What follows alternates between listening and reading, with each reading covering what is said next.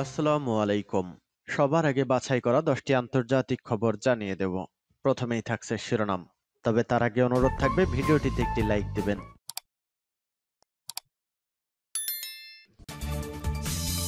পুরোদমে ভারত পাকিস্তান যুদ্ধ লেগে গেছে। দর্শক, আমাদের হাতে এসেছে গুরুত্বপূর্ণ আন্তর্জাতিক সংবাদ। প্রথমেই জানিয়ে দিচ্ছি, আবারও কাশ্মীর সীমান্তে ভারত পাকিস্তান সেনাদের মধ্যে গোলাগুলি। দর্শক, এবার তাহলেই যুদ্ধ লেগেই গেল ভারত পাকিস্তান। যে কোনো সময় মোদির বাসভবনে হামলা করবে পাকিস্তান সেনারা। এ নিয়ে থাকছে বিস্তারিত সংবাদে। আরও থাকছে নিজেদের যুদ্ধবিমান ধ্বংসের ইতিহাস ভয় ধরাচ্ছে ভারতকে। আরও জানিয়ে দিব, বহুমুখী বিধ্বংসী যুদ্ধ জাহাজ উদ্বোধন করে কিমের হুঁশিয়ারি। এরপর থাকছে তলানিতে ভারত পাকিস্তান সম্পর্ক। পাকিস্তানি রুটে $1.14 বিলিয়ন বাণিজ্য হারাতে পারে ভারত। এবং সর্বশেষ জানিয়ে দিব, দীর্ঘমেয়াদী যুদ্ধবিরতিতে প্রস্তুত হামাস, তবে অস্ত্র সমর্পণ নয়। শুনছিলেন সংবাদ শিরোনাম, এখন বিস্তারিত। তবে তার আগে অনুরোধ থাকবে এই ভিডিওটিতে একটি লাইক এবং কমেন্টস করে জানিয়ে দিন পাকিস্তান জিন্দাবাদ। এবং আপনি যদি আমাদের চ্যানেলে নতুন হয়ে থাকেন তাহলে চ্যানেলটি সাবস্ক্রাইব করে আমাদের সাথেই থাকুন। আবারও কাশ্মীর সীমান্তে ভারত পাকিস্তানের সেনাদের গোলাগুলি। জম্মু কাশ্মীরের পহেলগামে ভয়াবহ হামলার জেরে ভারত ও পাকিস্তানের মধ্যে উত্তেজনা বেড়েই চলছে। কাশ্মীর সীমান্তে নিয়ন্ত্রণ রেখায় বরাবর তৃতীয় দিনের মতো গতকাল শনিবার দিবাগত রাতেও দুই দেশের সেনাদের মধ্যে পাল্টাপাল্টি গোলাগুলির ঘটনা ঘটেছে। রবিবার একাধিক ভারতীয় সংবাদ মাধ্যমের প্রতিবেদনে এ তথ্য জানানো হয়েছে। এনডিটিভির প্রতিবেদনে বলা হয়, শনিবার গভীর রাতে ভারত নিয়ন্ত্রিত কাশ্মীরের তিতমারি গালি ও রামপুর সেক্টরের বিপরীত দিকে দুপক্ষের সেনাদের মধ্যে ব্যাপক গোলাগুলির ঘটনা ঘটে। বলা হয়, এ নিয়ে পরপর 3 রাত ভারত পাকিস্তান সীমান্তে সেনাদের মধ্যে গোলাগুলির ঘটনা ঘটল। এর আগে শুক্রবার ও বৃহস্পতিবার রাতে নিয়ন্ত্রণ রেখায় দুই দেশের সেনাদের মধ্যে গুলি বিনিময় ঘটে। যদিও এসব গোলাগুলির ঘটনা নিয়ে পাকিস্তানের কোনো মন্তব্য পাওয়া যায়নি। ভারতীয় সেনাবাহিনীর দাবি, পাকিস্তানি সেনারা বিনা উস্কানিতে গুলি চালিয়েছে।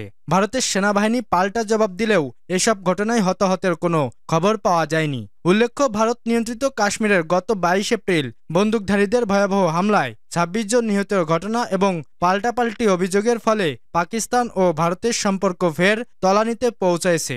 এর জেরে পাল্টাপাল্টি পদক্ষেপে উত্তেজনা কার্যত চরমে পৌঁছেছে। এর মধ্যেই কাশ্মীর সীমান্তে দুই দেশের সেনাদের মধ্যে ফের গোলাগুলির ঘটনা ঘটল।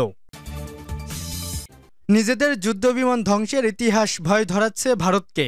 জম্মু কাশ্মীরের পহেলগামে সন্ত্রাসী হামলার পর ভারত ও পাকিস্তানের মধ্যে উত্তেজনা আবারও তীব্র হয়ে উঠেছে। প্রতিবেশী দেশ দুটির পাল্টাপাল্টি অবস্থান নতুন করে যুদ্ধের আশঙ্কা তৈরি করেছে। আর এই উদ্বেগজনক পরিস্থিতির মধ্যেই আবারও আলোচনার কেন্দ্রবিন্দু হয়ে উঠেছে ভারতীয় বিমান বাহিনীর যুদ্ধ সক্ষমতা। পাকিস্তানের শীর্ষস্থানীয় পত্রিকা দ্য নিউজ রোববার প্রকাশিত এক বিশ্লেষকধর্মী প্রতিবেদনে এ বিষয়টি তুলে ধরেছে। প্রতিবেদনে বলা হয়, পাকিস্তান ভারত সংঘর্ষের দীর্ঘ ইতিহাস রয়েছে, আর সেসব সংঘর্ষে ভারতীয় বিমান বাহিনীর সক্ষমতা বারবার প্রশ্নবিদ্ধ হয়েছে। বিশেষ করে সাম্প্রতিক বছরে পাকিস্তান কর্তৃক ভারতীয় বিমান বাহিনীর একটি MiG-21 ভূপাতিত করা এবং পাইলট অভিনন্দন বর্তমানকে আটক করা ভারতীয় বিমান বাহিনী আবারও আলোচনার বিষয় হয়ে উঠেছে। ভারতীয় সরকারি মিডিয়ার প্রকাশিত সর্বশেষ তথ্য অনুযায়ী 2023 সালের সেপ্টেম্বর পর্যন্ত ভারতীয় বিমান বাহিনী মোট 2374টি বিমান দুর্ঘটনা হয়েছে।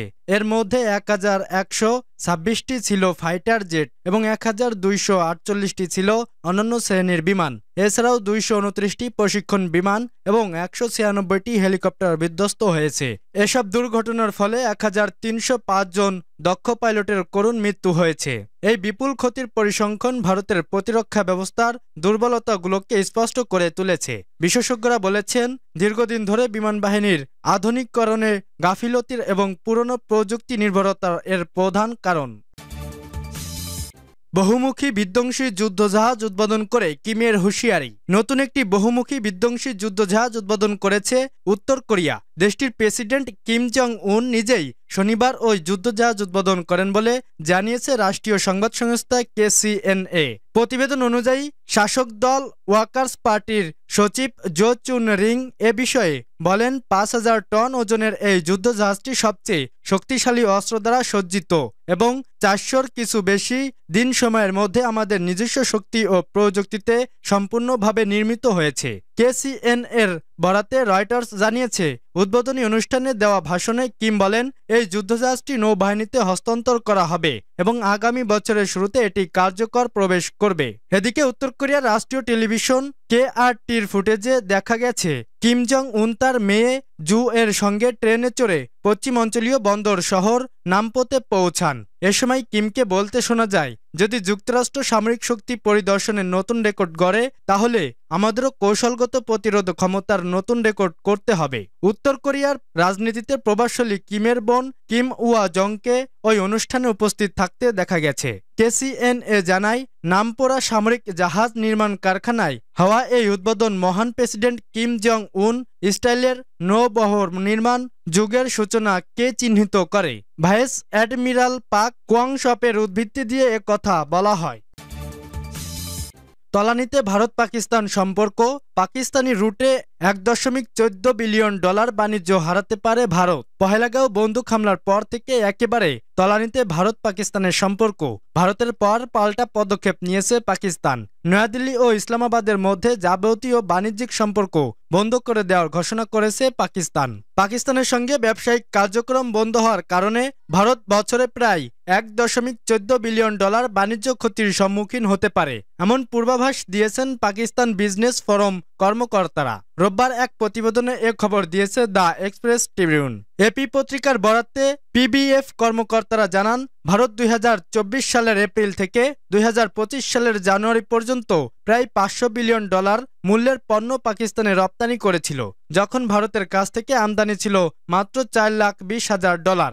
এছাড়াও ফরম উল্লেখ করেছে, পাকিস্তানের মাধ্যমে আফগানিস্তানে যাওয়া ভারতীয় পণ্যের পরিমাণ প্রায় $640 মিলিয়ন, যা এই নিয়ে নিষেধাজ্ঞার ফলে বিঘ্নিত হবে এবং ভারতের বাণিজ্য ক্ষতির পরিমাণ আরও বাড়িয়ে দেবে। PBF সভাপতি খাওয়া মেহবুব উর রহমান বলেন, ব্যবসায়ী সমাজ পাকিস্তান সশস্ত্র বাহিনীর পাশে দাঁড়িয়ে রয়েছে এবং ভারতের বাণিজ্য ক্ষতির পরিমাণ আরও বাড়িয়ে দেবে।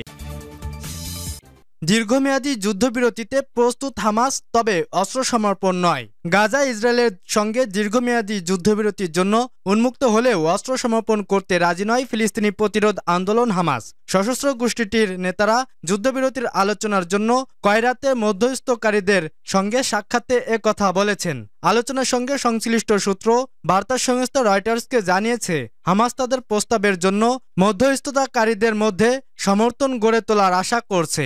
তারা আরও জানিয়েছে, যুদ্ধের অবসান, গাজার পুনর্গঠন, ইসরায়েলে বন্দী ফিলিস্তিনিদের মুক্তি এবং গাজার সমস্ত জিম্মিদের মুক্তির বিনিময়ে 5 থেকে 7 বছরের যুদ্ধবিরতিতে সম্মত হতে পারে হামাস। হামাসের মিডিয়া বিষয়ক উপদেষ্টা তাহের আল নোনা বলেন, যুদ্ধবিরতির আইডিয়া বা এর সময়কাল আমরা প্রত্যাখ্যান করিনি। আমরা আলোচনার কাঠামোর মধ্যে এটি নিয়ে আলোচনা করতে প্রস্তুত। যুদ্ধের অবসানের জন্য আমরা যে কোনো গুরুতর প্রস্তাবের জন্য উন্মুক্ত।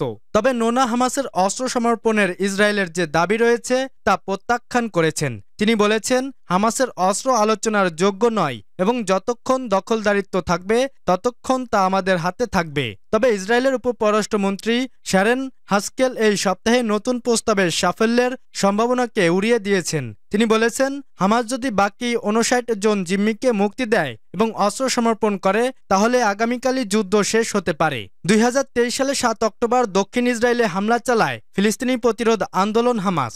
এদিন তারা 1200 মানুষকে হত্যা করে প্রায় 251 জনকে জিম্মি করে নিয়ে যায়। হামাসের হামলায় প্রতিশোধে ওই দিন থেকেই গাজায় অভিযান শুরু করে ইসরায়েলি সেনাবাহিনী। 15 মাসেরও বেশি সময় ধরে টানা অভিযান চালানোর পর যুক্তরাষ্ট্র ও মধ্যস্থতাকারী অন্যান্য দেশগুলোর চাপে গত 19 জানুয়ারি থেকে গাজায় যুদ্ধবিরতি শুরু হয়। কিন্তু বিরতির 2 মাস শেষ হওয়ার আগেই গত 18 মার্চ থেকে ফের গাজায় সামরিক অভিযান শুরু করে IDF। দ্বিতীয় দফায় এই অভিযানে নিহত হয়েছেন 2000-এর বেশি মানুষ আর আহত হয়েছেন 5000-এরও বেশি।